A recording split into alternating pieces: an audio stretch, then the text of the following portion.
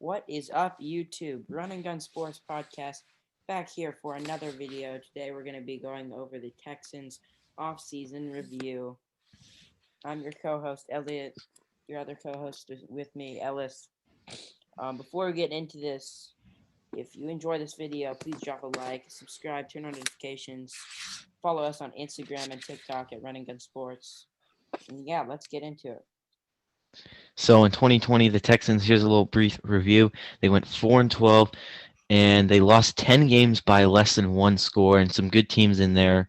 The Steelers, a playoff team, the Browns, a playoff team, all those teams that they faced, or those were two teams in there that were games lost by less than one score. I think Deshaun Watson, you could call him the ultimate leader, and he's in a really crappy situation. I'm not a big fan of Deshaun Watson myself, but his stats are incredible. This year he went 70% completion percentage, 4,823 yards and 33 touchdowns and almost 500 yards rushing and 3 touchdowns. He took 49 sacks on the year, third behind Russell Wilson and Carson Wentz. So just obviously not a good situation there in Houston. And obviously he's made it public that he wants out of Houston. He does not like it there, and I do not blame him. 49 sacks and to go 4-12 with those type of stats, that's almost that. Those are playoff team stats. If your quarterback's playing that good, you should at least be in the playoffs, at least the minimum. But he has no supporting cast. His best wide receiver, Will Fuller, went out at the end of the year due to a suspension with PEDs. So we'll see how that affects him if Will Fuller does return. He's a free agent this year. We'll see if he stays in Houston or not.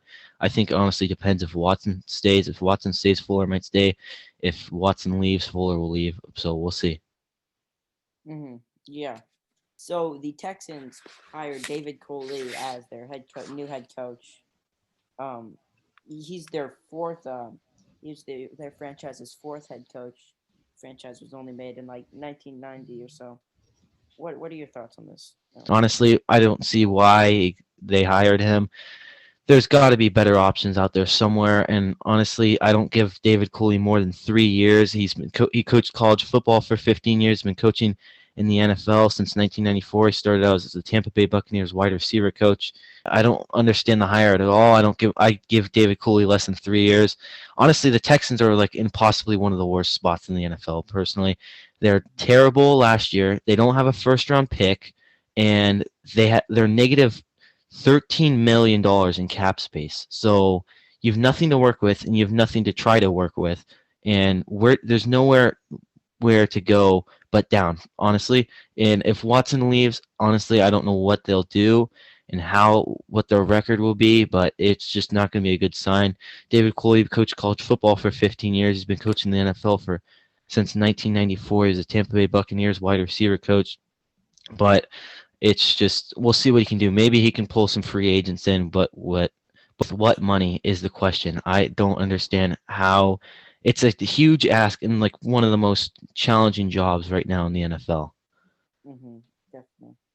So we're gonna be going over our early 2021 prediction. Me personally, I don't think the Texans have a very bright future, short-term bright future. I think, yeah, definitely Watson's going to go somewhere. Their roster is just, and J.J. Watt's gone. Like those were their only two half-decent players. So I think best they could hope for is like 4-12. But I think they'll probably tank for a draft pick. Yeah, honestly, it's tough because J.J. Watt, even though he wasn't putting up the numbers he is in the prime of his career, fortunately was injured a lot throughout his career. He was the leader of that team, whether he was putting up 0 tackles a game or 10 tackles a game. He's the leader of that team, and he's a strong mindset. And one day, wherever he ends up, he will be the leader of that team as well.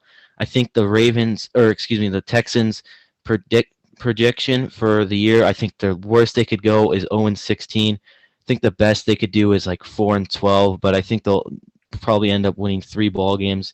And if Watson walks, who are they going to get as a quarterback? I think maybe Cam Newton. Maybe they'll sign him. I think possibly they can get him for cheap. Patriots were paying him just over $1 million this year, and he was the starting quarterback.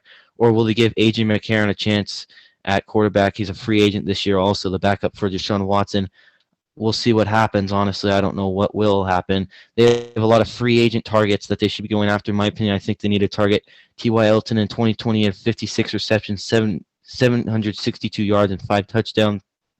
Carl Lawson, 36 tackles, 5.5 sacks on the season. And Jono Smith from the Titans, who's been talked about from a lot of teams. The Seahawks are talking to him to sign him as the tight end.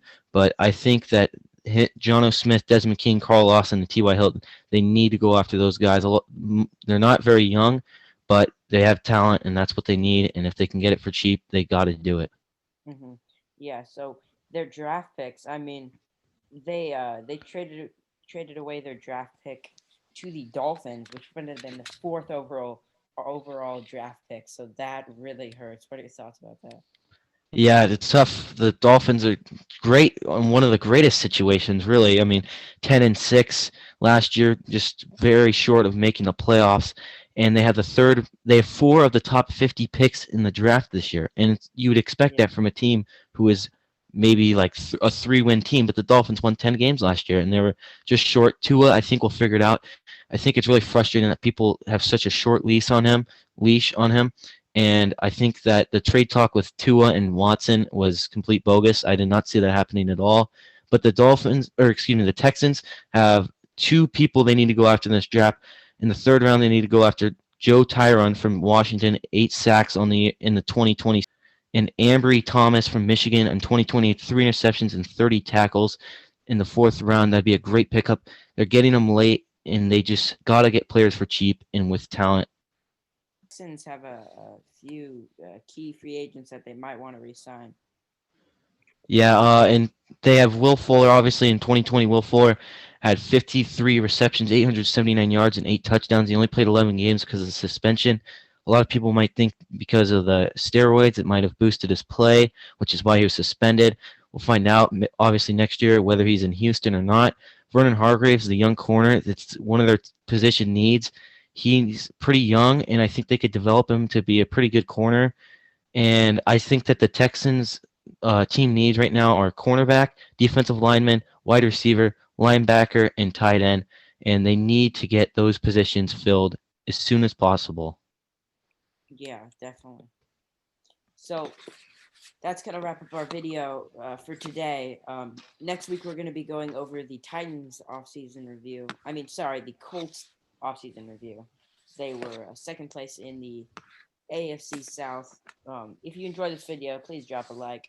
Follow us on our social media at Running Gun Sports, like I said earlier. And subscribe if you're new. Turn on notifications if you want to hear more videos from us. We make videos weekly.